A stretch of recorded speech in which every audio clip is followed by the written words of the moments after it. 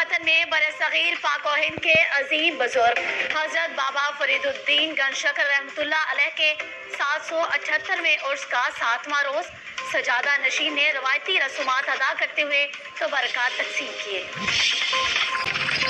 پاک پتن میں برصغیر پاک و ہند کے عظیم بزرگ حضرت بابا فرید الدین گنج شکر رحمۃ اللہ علیہ کے 778ویں عرس کا 7واں روز سجادہ نشین نے روایتی رسومات ادا کرتے ہوئے تبرکات تقسیم کی۔